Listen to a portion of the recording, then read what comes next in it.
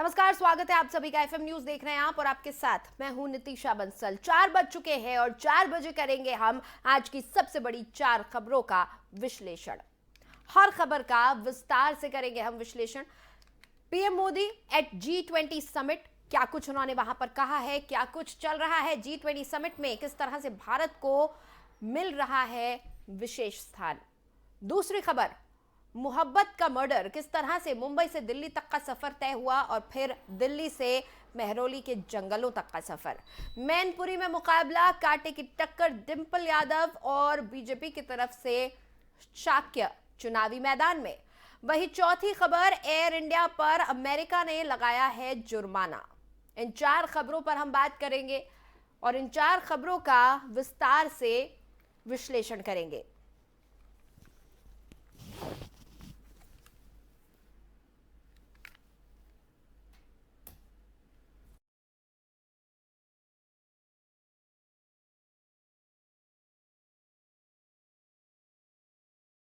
सबसे पहले बात करेंगे G20 समिट की। प्रधानमंत्री नरेंद्र मोदी G20 समिट के लिए इंडोनेशिया के बाली पहुंचे हैं। इस दौरान उन्होंने कई नेताओं से मुलाकात की है।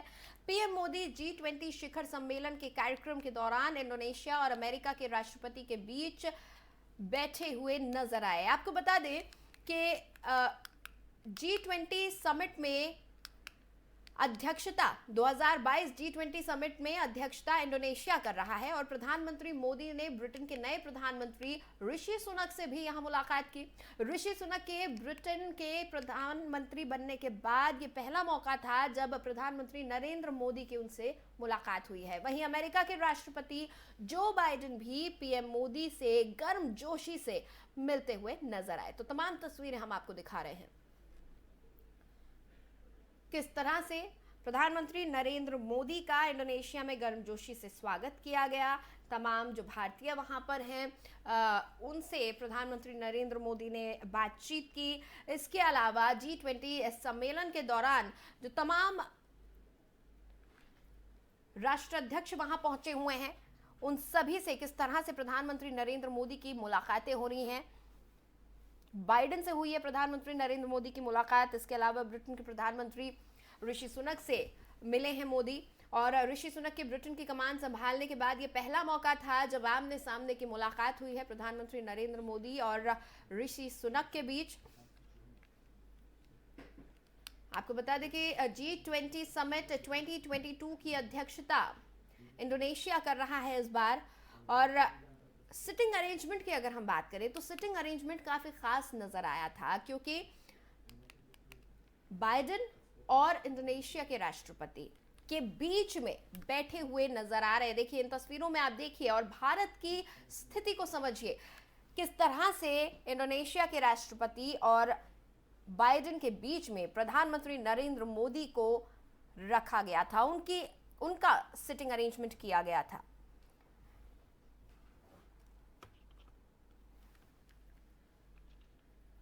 और इस वक्त हमारे साथ प्रशांत दीक्षित जी जुड़ चुके हैं जो कि विदेश मामलों के जानकार हैं। उनसे हम बातचीत करेंगे। बहुत बहुत स्वागत है सर आपका एफएम न्यूज पर। बहुत धन्यवाद।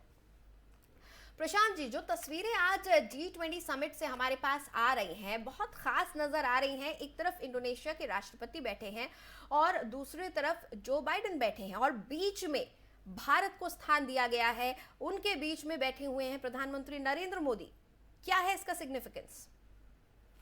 ये जो बैठने का सिलसिला है वो उसमें कोई हम खास अहमियत नहीं दे सकते क्योंकि वो आपका देश का अल्फाबेट क्या है उसके मुताबिक बैठाया जाता है।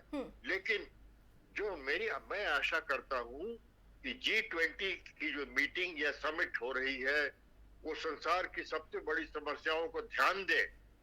और अगर आप मुझे आज्ञा दे तो इस बारे में मैं आगे टिप्पणी करना चाहता हूँ। जी जी जरूर। G20 का जब इंस्टॉलेशन हुआ था सालों पहले तो वो उसका मुख्य मुद्दा उद्देश्य होता था कि जो तकलीफें हम संसार में झेल रहे हैं उन पर पास से नजर डाली जाए और उनका कोई तरीका निकाला जाए। और आप देख रहे हैं G20 में दोनों कैंप के लोग हैं। एक ईस्टर्न ब्लॉक है, एक वेस्टर्न ब्लॉक है और एशिया की कई कंट्रीज इसमें शामिल है। लेकिन मुख्य चीज ये है कि इस पर्टिकुलर G20 की जो मीटिंग हो रही थी, वो ये सुनने में आया था कि कोरोना और एपिडेमिक के गुजरने के बाद समस्या को कैसे समाधान किया जाए उस पर थी। लेकिन आपके सामने संसार में दो बड़ी समस्याएं उभर के आई हैं पिछले एक दो साल में। एक तो रूस ने यूक्रेन पर आक्रमण कर दिया और चीन का मुद्दा सबको अखर रहा है, क्योंकि चीन ताइवान पे पैनी नजर डाले हैं। चीन साउथ चाइना सी में कह रहा है कि वो उसका इलाका है और भारतवर्ष के सीमाओं पर चीन अभी भी बैठा है। अभी याद होगा कि हमारी 17 तारीख को चीन के साथ फिर मीटिंग होने की आशा है और पहले उसने भारत के सीमा पर क्यों इस तरह से आक्रमण किया और अब हट रहा है, इसका कोई समाधान हमारे सामने नहीं आया।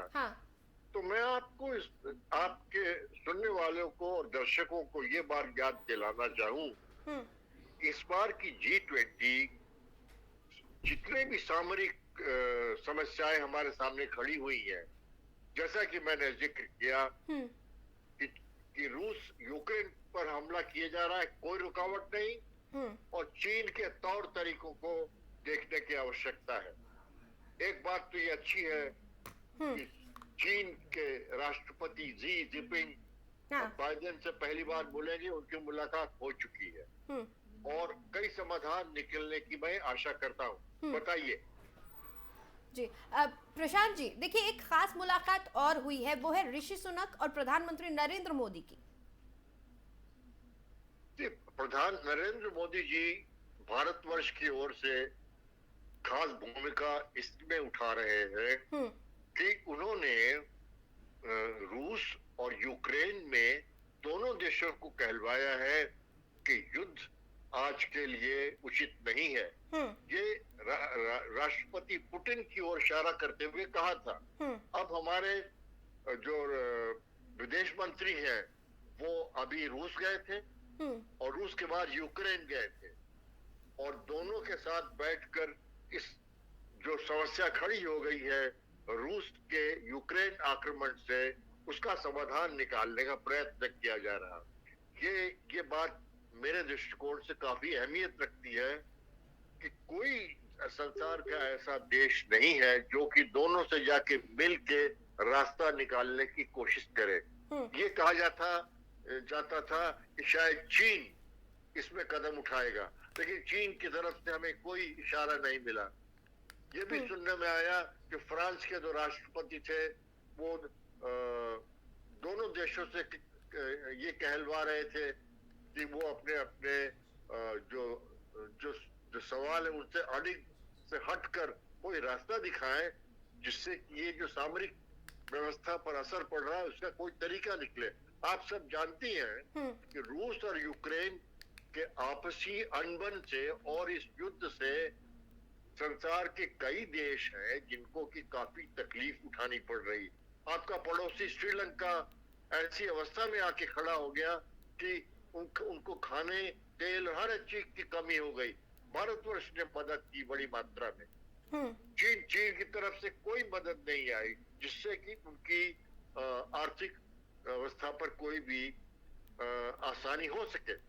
तो मेरा कहने का अर्थ ये है कि भारतवर्ष की जो भूमिका है वो दोनों देशों के साथ बैठकर एक रास्ता निकालने का प्रयत्न है और ये जरूर मैं कहना चाहूंगा कि भारत की कूटनीति, भारत की विदेश नीति का एक बहुत बड़ा उदाहरण है। बताइए जी। बहुत बहुत शुक्रिया प्रशांत जी इस पूरी बातचीत के लिए आपका।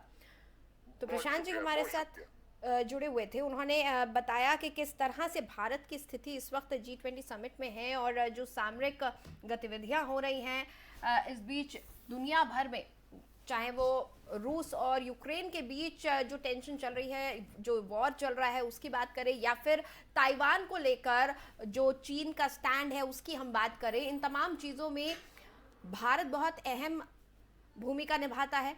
इसके साथ ही तमाम देशों की नजरें इस वक्त भारत पे है। साथ ही अगले साल भारत ही G20 समिट की अध्यक्षता करने जा रहा है। तो G20 समिट 2022 इस लिहाज से भी भारत के लिए बहुत अहम हो जाता है।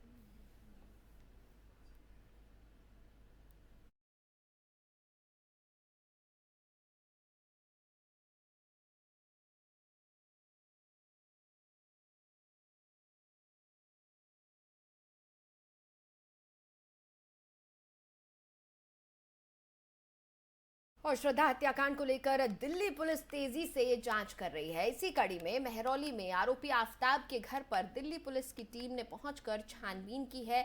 घर में फ्रिज के साथ साथ नूडल और वाटर हीटर भी मिले हैं। बताया जा रहा है कि बदबू नहीं आए इसके लिए रूम फ्रेशनर के साथ साथ अगरबत्ती का इस्तेमाल किया गया था। उसने करीब 22 दिन में काफी रूम फ्रेशनर खाली कर दिए थे। रूम में थर्माकोल भी मिला है। इसके अलावा श्रद्धा की हत्या के बाद वैक्यूम क्लीनर का भी इस्तेमाल किया गया था।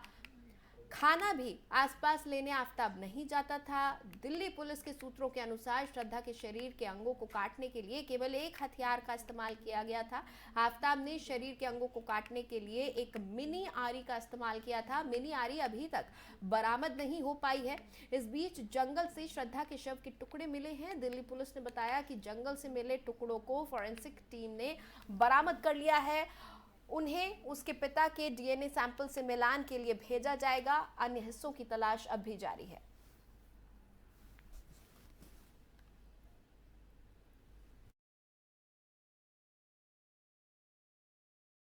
हमारे पास मुंबई पुलिस आती है एक मिसिंग रिपोर्ट लेकर कि कोई लड़की जो मुंबई से ओरिजिनली हेल करती है वो मिसिंग है। इस बात की इन्फॉर्मेशन लड़की के फादर को लड़की का फ्रेंड देता है कि पिछले 2-3 महीने से लड़की टच में नहीं आ रही है, मोबाइल उसका ऑफ आ रहा है, सोशल मीडिया पे एक्टिव नहीं है लड़की। तो जब फादर अप्रोच करते हैं मुंबई पुलिस को, उनको मालूम चलता है कि लास्ट लड़की दिल्ली में थी। मुंबई पुलिस हमारे पास आती है, हम एक लीगल एक्शन इनिशिएट करते हैं, एफआईआर रजिस्टर करते हैं। एफआईआर के बाद हम जो उसके लिव इन पार्टनर को ट्रेस आउट करते हैं। जब ट्रेस आउट करने के बाद मालूम चलता है उस लड़के को लेके आते हैं, तो लड़का इनिशियली कहता है कि हमारा झगड़ा हुआ था और लड़की चली गई है, मेरे साथ नहीं है। बट थोड़ा सस्टेन इंटरोगेशन जब किया गया, डीप क्वेश्चनिंग की गई, तब लड़के ने एक्सेप्ट किया कि हाँ जी मेरे साथ लड़की थी और मैंने उसका मर्डर किया है। लड़के ने मर्डर करने के बाद उसकी बॉडी को कट करके और जगह जगह पर डिस्पोज ऑफ किया। अभी ये मामला जब सामने आया है तो हमने एफएसएल टीम को बुलाया अपनी, और साइंटिफिक एविडेंसेस गैदर करके और आई विटनेस वगैरह अभी सब चीज़ अंडर इन्वेस्टिगेशन चल रही है। बहुत थॉरो इन्वेस्टिगेशन कर रहे हैं इस मामले में हम लोग, कोई भी एंगल छोड़ने तारीख को पुलिस को सूचना मिसाइज करते हैं। हमारे पास 8 की रात को मुंबई पुलिस आती है, 8 तारीख की रात को जी, 8 नवंबर की रात को आती है। मर्डर कब किया था उसने सर? मर्डर मिड मई में किया था उसने। सर जहाँ पर मर्डर हुआ है ये दिल्ली में हुआ था या वहाँ पर मर्डर था? मर्डर हमारे पीएस मेरोली के एरिया में हुआ था, जहाँ पे रेंटेड अकोमोडेशन पे रहते थे, वहीं पे मर्डर। किस चीज़ से मर्डर किया गया? मर्डर हुआ सर आस पड़ोस में कोई चिल्लाने की आवाज़ किसी तरीके की आस पड़ोस में कोई? मर्डर इसने गला दबा के किया था और बाद में इसको किस तेज धारदार हथियार से कट किया था लड़की। हमारे पास मुंबई पुलिस आती है एक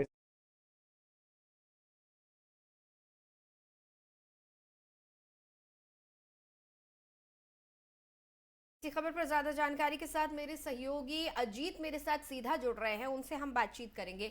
अजीत, बहुत ही कोल्ड ब्लडेड मर्डर ये किया गया था और अब धीरे धीरे करके सारी कड़ियां जुड़ती जा रही हैं। जो टुकड़े हैं, शव के जो टुकड़े जंगल में फेंके गए थे, वो टुकड़े भी कई टुकड़े बरामद किए गए हैं। आगे क्या कुछ बता रही है पुलिस, कहां तक पहुंची है कार्रवाई? जी बिल्कुल बताना चाहूंगा। जब कुछ देर पहले ही जो आरोपी आफताब है उसको यहाँ से जो मेहरौली का जंगल है यहाँ से पीछे के दरवाजे से बाहर ले जाया गया, क्योंकि मीडिया के सामने पुलिस भी लाने से बच रही है, साफ तौर पर कहा जा सकता है। और अभी ताजा जानकारी ये आ रही है कि कुछ ही समय में यहाँ पर एफएसएल की टीम को भी बुलाया गया है, यानी एफएसएल की जांच भी यहाँ पर की जाएगी। फिलहाल अभी जो अगर मैं बात करूँ जिस तरीके से आफताब को यहाँ पर जो उसके शव के टुकड़ों को ढूंढने के लिए लाया गया था, तो दिल्ली पुलिस को जो जानकारी मिली अभी फिलहाल में, जो दिल्ली पुलिस को यहाँ पर तकरीबन 13 पार्ट्स बरामद हुए हैं, जो कि जो बताया जा रहा है, जिसके जो श्रद्धा वॉकर है उसके जो टुकड़े हो सकते हैं शव के, और इसको अभी फिलहाल अब डीएनए टेस्ट के लिए भेजा जाएगा, उसके बाद ही आगे जो पुष्टि हो पाएगी। फिलहाल अभी इसकी कोई आधिकारिक पुष्टि नहीं हो पाई है। वही अगर मैं जांच के मामले अगर मैं बात करूं तो जांच में नया मोड़ इस तरीके से आया है कि दिल्ली पुलिस लगातार आगे जांच कर रही है, और जिस फ्लैट में जो आफ्ताब और ये रह रहे थे उस फ्लैट के मालिक से भी पूछताछ की जा रही है और उससे भी आगे कड़ी निकाली जा रही है। वही अगर इसमें एक बात और सामने आई है, जहाँ श्रद्धा वॉकर के जो पिता है उन्होंने साफ तौर पर इस मामले को लव जिहाद से जोड़ते हुए बताया है। उन्होंने साफ तौर पर कहा कि जिस तरीके से मामला हुआ है पूरा का पूरा लव जिहाद का मामला लगता है, तो आरोपी को उसी हिसाब से सजा होनी चाहिए। तो साफ तौर पर दिखाया जा सकता है कि किस तरीके से एक सोशल मीडिया वेबसाइट पर किस तरीके से दो लोगों की मुलाकात हुई, वो मुलाकात प्यार में बदल गई, और वो प्यार लिव इन रिलेशनशिप में भी आया, लेकिन इस प्यार का जो खौफनाक अंत हुआ उसने सभी प्यार करने वालों को कहीं ना अजीत, कहीं बड़ा सवाल यहाँ पर ये उठ रहा है कि आफ्ताब के व्यवहार पर किसी को भी शक नहीं हुआ। श्रद्धा उस घर में रहती थी, दोनों साथ में रहते थे, और अचानक श्रद्धा गायब हो जाती है। आसपास में किसी को भनक तक नहीं पड़ी, किसी ने इस बात के बारे में इस पर ध्यान नहीं दिया, घर से बदबू तक बाहर नहीं आई, घर में इतना कुछ सामान आ रहा था, घर से आफ्ताब कहीं जाता नहीं था, खाना नहीं मंगाता था, उसकी गतिविधियों पर कभी किसी को शक नहीं हुआ।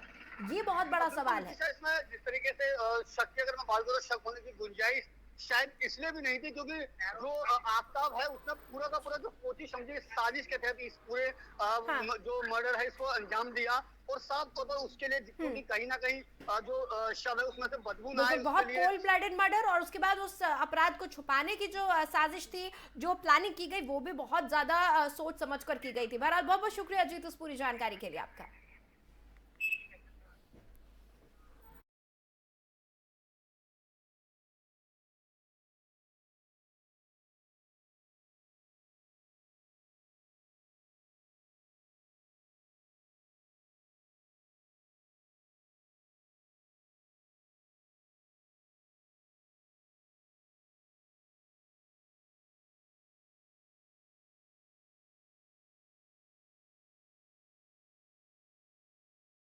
चलिए आगे बढ़ेंगे। उत्तर प्रदेश की एक लोकसभा और 2 विधानसभा सीटों पर हो रहे उपचुनाव के लिए बीजेपी ने प्रत्याशियों के नामों का ऐलान कर दिया है। मैनपुरी लोकसभा सीट से बीजेपी ने रघुराज शाक्य को अपना प्रत्याशी बनाया है। मैनपुरी सीट पर समाजवादी पार्टी की प्रत्याशी डिंपल यादव को टक्कर देने वाले बीजेपी के रघुराज शाक्य की गिनती प्रगतिशील समाजवादी पार्टी के राष्ट्रीय अध्यक्ष शिवपाल यादव के करीबी के रूप में होती है। इसी साल फरवरी में रघुराज शाक्य ने प्रसपा छोड़ दी और बीजेपी का दामन थाम लिया। रघुराज 2 बार सांसद रह चुके हैं समाजवादी पार्टी के टिकट पर। तो मैनपुरी की सीट पर अब मुकाबला दिलचस्प होने जा रहा है, क्योंकि एक तरफ समाजवादी पार्टी से चुनाव लड़ रही हैं डिंपल यादव, जो कि अखिलेश यादव की पत्नी है और मुलायम सिंह यादव जी की बहू है। वहीं दूसरी तरफ बीजेपी ने जिस नाम का ऐलान किया है वो चेहरा भी समाजवादी पार्टी का हिस्सा रह चुका है, बल्कि समाजवादी पार्टी का एक अहम और कद्दावर नेता रह चुका है, क्योंकि 2 बार समाजवादी पार्टी के टिकट पर चुनाव लड़कर संसद तक पहुंच चुके हैं। रघुराज शाक्य 2 बार सांसद बन चुके हैं और 1 बार विधानसभा का चुनाव लड़ चुके हैं, विधायक भी रह चुके हैं इटावा सदर सीट से। तो यहां चुनाव बड़ा ही दिलचस्प होने वाला है, क्योंकि डिंपल यादव वर्सेस रघुराज शाक्य है। रघुराज शाक्य वही हैं जो शिवपाल सिंह यादव के भी बेहद करीबी माने जाते हैं और 2017 तक समाजवादी पार्टी के साथ ही थे। उसके बाद प्रसपा के उपाध्यक्ष के रूप में वो रहे और इसी साल शुरुआत में उन्होंने प्रसपा को छोड़कर बीजेपी का दामन थाम लिया था। तो एक ऐसा नेता जो कि इस इलाके के लिए कोई नया चेहरा नहीं है, साथ ही समाजवादी पार्टी का हिस्सा रहा है, प्रसपा का हिस्सा रहा है और शिवपाल सिंह यादव का बेहद करीब, बेहद खास माना जाता है। तो ऐसे में ये मुकाबला बेहद दिलचस्प होने वाला है कि आखिर मैनपुरी की जनता किसको अपना आशीर्वाद देगी। क्या मुलायम सिंह यादव की मैनपुरी में असली उत्तराधिकारी साबित हो पाएंगे डिंपल यादव, या फिर रघुराज शाक्य डिंपल का खेल बिगाड़ने में कामयाब हो जाएंगे। मेरे सहयोगी अविरल मेरे साथ सीधा जुड़ चुके हैं, उनसे हम बातचीत करेंगे। अविरल, मैनपुरी की वो सीट जिस पर सभी की निगाहें टिकी हुई थी और बीजेपी कब अपने पत्ते खोलेगी इस बात का इंतजार था। बीजेपी ने जब अपना पत्ता खोला है तो ऐसा लग रहा है डिंपल यादव का खेल कहीं ना कहीं बिगाड़ने की तैयारी है।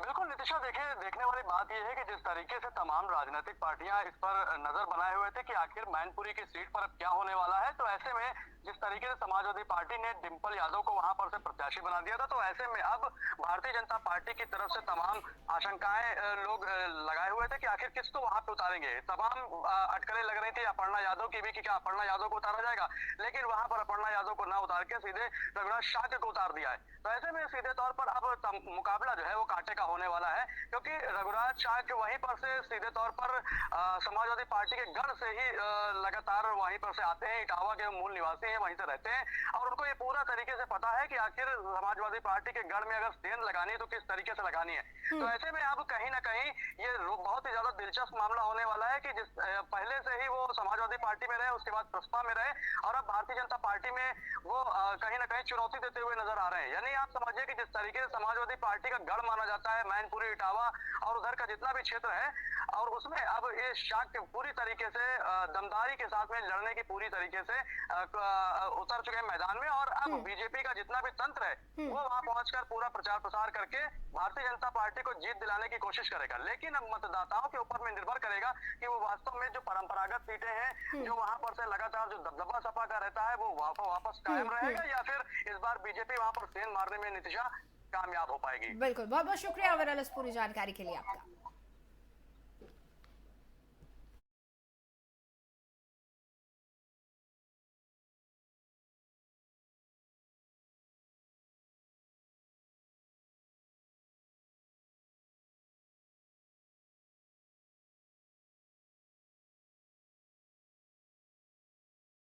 एक बार ग्राफिक्स के जरिए आपको बताते हैं आखिर कौन है रघुराज शाक्य। 2 बार इटावा से सांसद रहे हैं, समाजवादी पार्टी की टिकट पर चुनाव लड़ा था 2004 में और साथ ही 1999 में संसद पहुंचे थे। ये सपा की टिकट से 2 बार सांसद रह चुके हैं और 1 बार विधायक भी रह चुके हैं।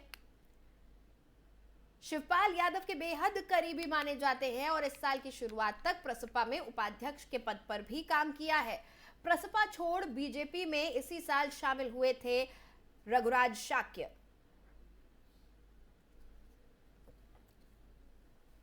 प्रसपा के प्रदेश उपाध्यक्ष भी रहे हैं शाक्य और 2012 में सपा से इटावा सदर के विधायक भी रहे हैं। 2017 में सपा से इस्तीफा दे दिया था, में प्रसपा छोड़ भाजपा में शामिल हो गए थे।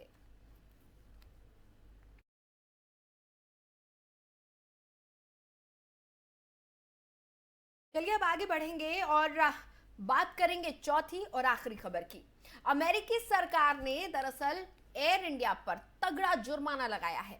देश की पूर्व सरकारी एयरलाइन एयर इंडिया को झटका लगा है। टाटा समूह की एयर इंडिया पर $14 लाख का जुर्माना लगाया गया है। इसके साथ ही एयर इंडिया को यात्रियों के 12.15 करोड़ रुपए रिफंड करने के लिए भी आदेश दिए गए हैं।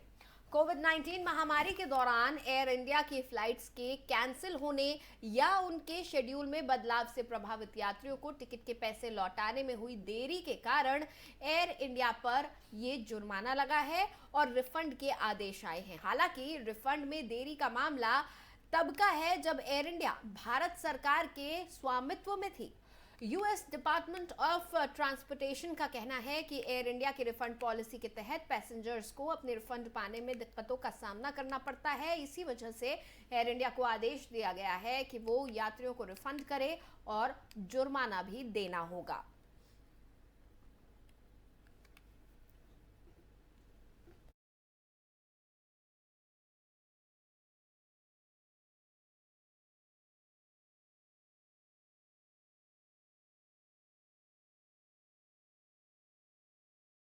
एयर इंडिया मुश्किलों में घिरी हुई नजर आ रही है। दरअसल एयर इंडिया पर $14 लाख का जुर्माना लगाया गया है। अमेरिका के द्वारा यह जुर्माना लगाया गया है। इसके अलावा पैसेंजर्स के करीब 12.15 करोड़ रुपए भी लौटाने हैं।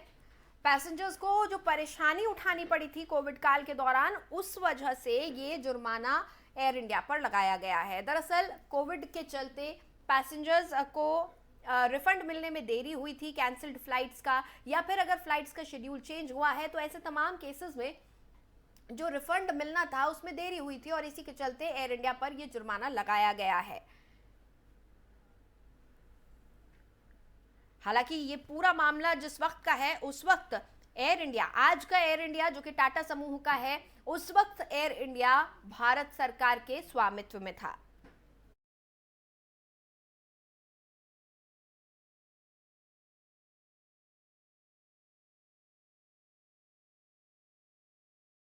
तो फिलहाल बड़ी खबरों में इतना ही। मुझे दें इजाजत, आप बने रहें एफएम न्यूज के साथ।